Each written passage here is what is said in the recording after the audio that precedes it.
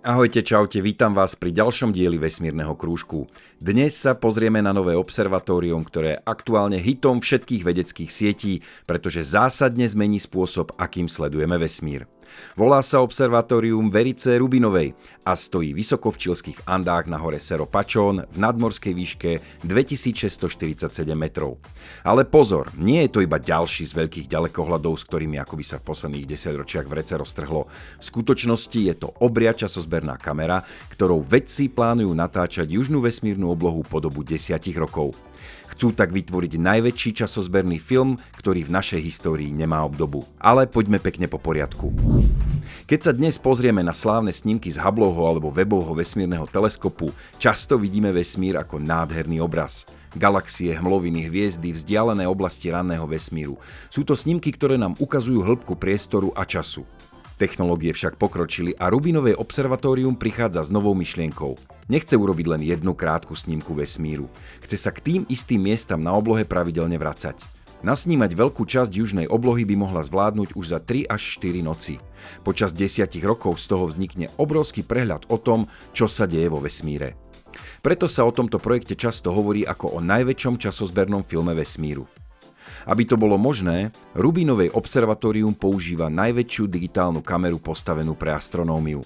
Má rozlíšenie 3200 megapixelov, teda 3,2 gigapixelu a každá táto snímka zachytí obrovský kus oblohy vo vysokom detaile. Pre porovnanie, veľkosť tohto senzoru je asi 67 krát väčšia ako vo vašom iPhone. Inak povedané, je to astronomický fotoaparát veľkosti malého auta, ktorého úlohou nie je fotiť selfies, ale zachytiť miliardy hviezd a galaxií naraz. A práve v tom spočíva najväčšia sila tohto observatória. Vesmír nie je statický. Planetky sa pohybujú, kométy prelietajú, hviezdy menia jasnosť. Niektoré hviezdy dokonca explodujú ako supernovy. Galaxie sa zoskupujú do obrovských štruktúr a niekde v týchto pohyboch, zmenách a slabých signáloch sa ukrývajú aj odpovede na najväčšie otázky kozmológie. Jednou z nich je aj otázka temnej hmoty. Vieme, že galaxie sa správajú tak, ako by v nich bolo oveľa viacej hmoty, než dokážeme vidieť. Práve Vera Rubinová, po ktorej je observatórium pomenované, patrila medzi kľúčové osobnosti, ktoré ukázali, že rotácia galaxií nedáva zmysel bez akejsi neviditeľnej zložky hmoty, o ktorej síce zatiaľ veľa nevieme, ale pre správnu rotáciu galaxie je mimoriadne nevyhnutná. Hviezdy sa totiž vo vonkajších častiach pohybujú príliš rýchlo na to, aby ich gravitácia centrálnej čiernej diery, hviezd, plynu a prachu udržala pokope. Druhou veľkou témou je temná energia. To je názov pre neznámu príčinu zrýchleného rozpínania vesmíru. Už ste o tom určite počuli. Vesmír sa od veľkého tresku neustále rozpína. Galaxie sa od seba vzdialujú. Z vedeckých pozorovaní však vyplýva, že toto vesmírne rozpínanie sa v posledných miliardách rokov neustále zrýchľuje.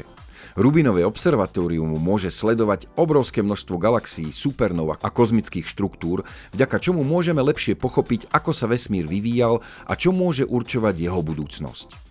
Táto výnimočná kamera však nebude dôležitá iba pre vzdialený vesmír. Počas svojho prieskumu bude objavovať aj nové asteroidy, transneptunické telesá, objekty na okraji slnečnej sústavy a možno aj telesá, ktoré by mohli v budúcnosti ohroziť Zem. Teda nejde len o filozofický pohľad na vesmír. Bude to mať veľmi praktický význam pre planetárnu obranu. Je fascinujúce, že sme ako civilizácia dosiahli takýto neuveriteľný míľnik, čo sa napríklad dinosaurom nepodarilo, že sme schopní analyzovať objekty z vesmíru, ktoré by nás mohli ohroziť v blízkej či ďalekej budúcnosti. Škoda, že sa nám napriek takejto pokročilej technike zatiaľ nepodarilo trošku upratať na Zemi a vysporiadať sa s problémami, ktoré tu máme. Ale poďme radšej k astrofyzike. Toto observatórium bude naraz sledovať obrovský rozsah javov od malých telies slnečnej sústavy až po miliardy galaxií. Od krátkych zábleskov na oblohe až po štruktúru celého vesmíru. Zmena je často dôležitým kľúčom k pochopeniu dejov. Keď čierna diera alebo hviezda vybuchne, dozvedáme sa mimoriadne dôležité informácie o jej živote a zložení. Keď sa jas hviezdneho objektu zmení, môže to prezradiť jeho povahu. Keď sledujeme rozloženie galaxií v obrovskom meradle, môžeme čítať stopy po temnej hmote, temnej energii a histórii rozpínania vesmíru. Veľké očakávania od Rubinovej observatória teda nie sú prehnané. Môže priniesť milióny nových objavov. Môže nájsť objekty, ktoré sme doteraz prehliadali a môže odhaliť javy, o ktorých sme ani netušili. A možno nám lepšie pomôže pochopiť tú najväčšiu otázku. Aký je osud vesmíru? Budeme preto tomuto observatóriu držať palce a budeme sa tešiť na film v tomto extrémnom rozlíšení. Mimochodom, keby ste si chceli snímku z tejto kamery zobraziť v plnom rozlíšku na veľkých 4K kinoplátnach, museli by ste si ich zohnať približne 360 a vzniklo by tak kino o šírke cca 8 km.